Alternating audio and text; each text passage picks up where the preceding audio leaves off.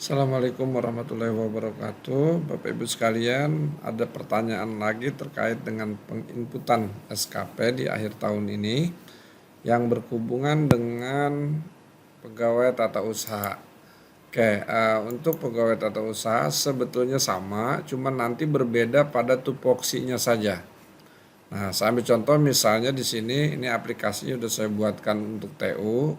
Yang pertama, sebagaimana biasa kita isi data. Yang menjadi masalah nanti silakan kebijakan dari dinas atau daerah masing-masing mana yang menjadi atasan TU ya atau staf tata usaha.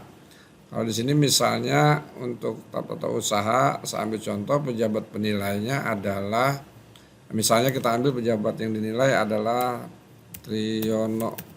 Nah, ini misalnya yang kita nilai. Kemudian NIP bla bla bla bla bla sekian-sekian, ini NIP-nya misalnya.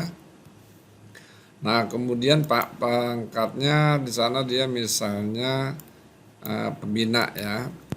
Pembina 4A misalnya ya. Ini ambil contoh pembina 4A.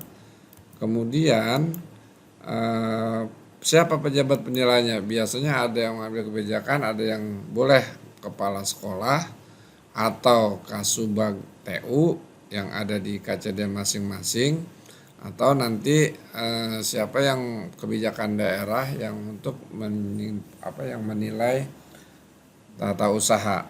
Nah, kemudian atasan pejabat penilai ini kalau di daerah Kacabdin misalnya bisa, kalau kepala TU yang menilainya bisa saja di sana kepala cabang dinas atau bisa kepala dinas. Kemudian untuk penilaiannya sama.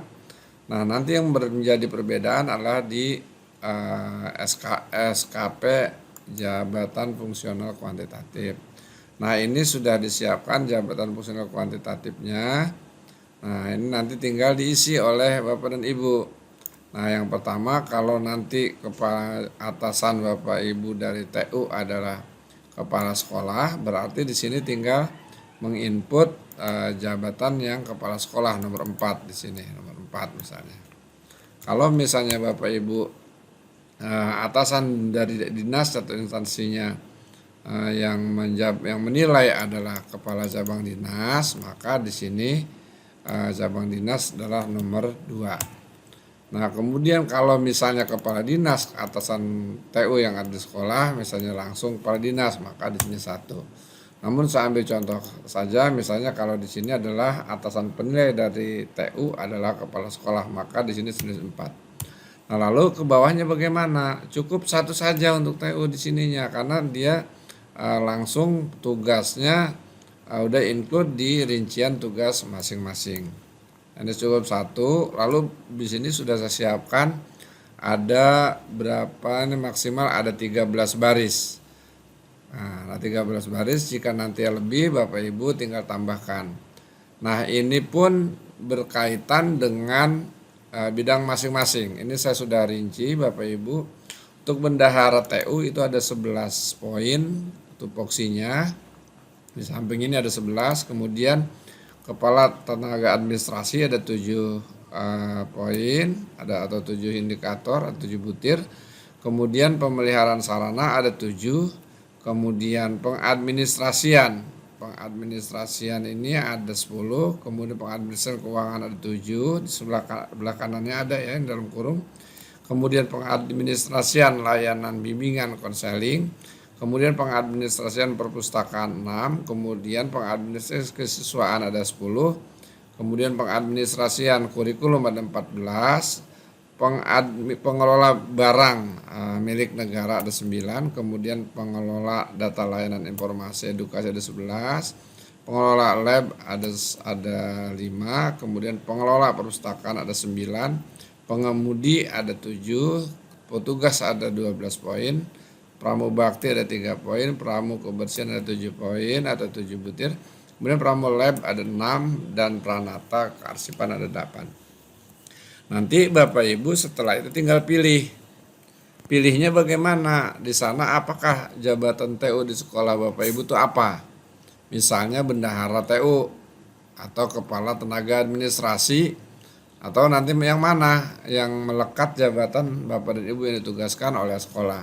Saya ambil contoh misalnya di sini adalah pengadministrasian kesiswaan. Di sini ada 10, kodenya juga 10. Ini adalah kodenya Bapak Ibu. Yang di samping kirinya ini ada 10. Sementara yang di dalam kurung ini jumlah butirnya. Nanti jika Bapak Ibu sebagai TU pengadministrasian kesiswaan, maka di sini kita pilih adalah 10.1, 10.1 sampai 10 karena di sini ada 10 poin ya. Ada 10 butir tugas pengadministrasian kesiswaan. 10 duanya. Ini lihat di sebelah sininya, setelah Bapak Ibu klik di sini, ini ada tugas yang melekat di Bapak dan Ibu. Ini juga sama, jika ini nanti kita klik 10.3, maka di sini sebelah ininya akan berubah ya, sebenarnya itu sebagai dokumen rasio peserta didik per kelas.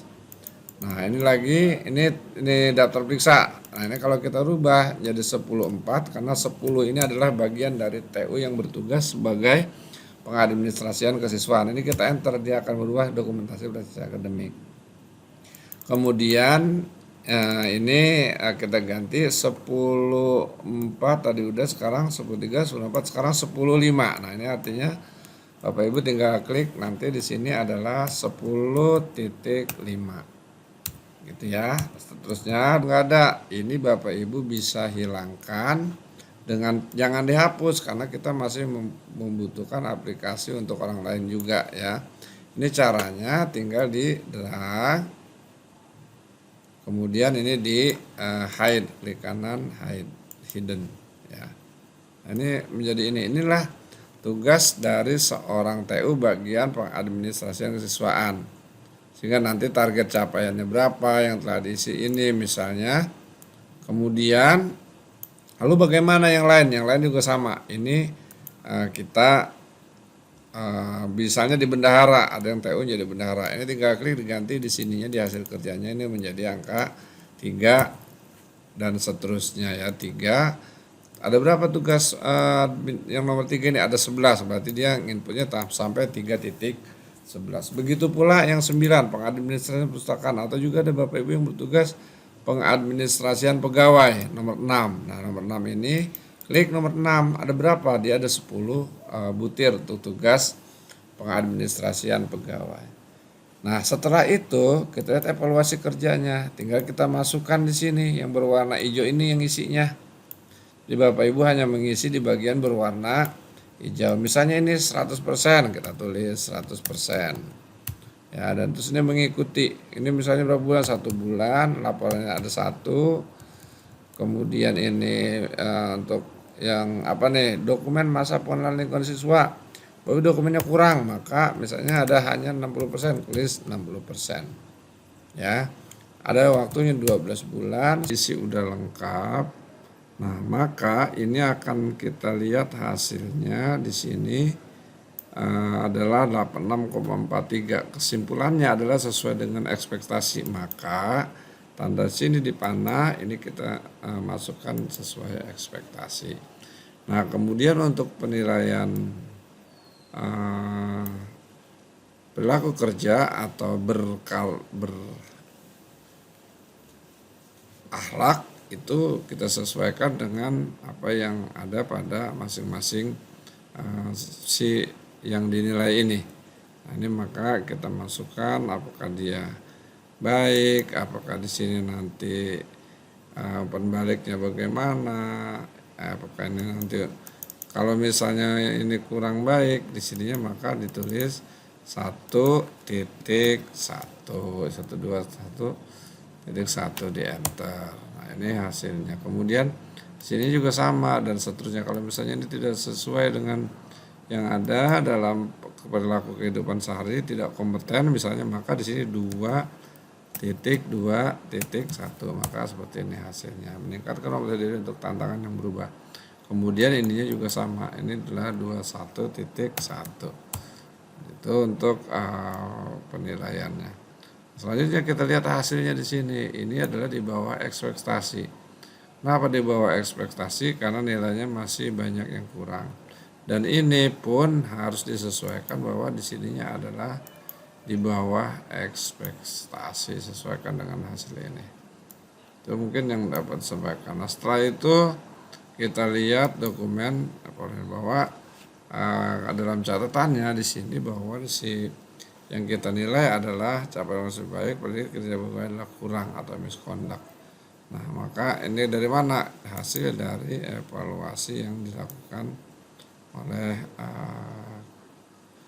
kalau ininya bagus, nah misalnya di dalam kaitannya dengan tugas yang dinilai dilaksanakan dengan baik, maka ini hasilnya pun akan menjadi lebih baik. Ini jadi 1 saja, sehingga akan kita lihat hasilnya di sini. Ini pasti nanti akan ada perubahan. Ini adalah sesuai dengan ekspektasi, maka ini kita lakukan sesuai dengan ekspektasi, sehingga hasil ini baik. Begitu pula kesimpulan dari si pegawai yang bersangkutan, makanya akan menjadi kinerjanya adalah baik. Saya mungkin sebagai gambaran nanti untuk linknya dapat saya share di deskripsi berikut ini. Terima kasih, semoga bermanfaat. Kalau sudah Bapak Ibu merasa bermanfaat, silakan di share bagi rekan-rekan yang lain. Terima kasih. Assalamualaikum warahmatullahi wabarakatuh.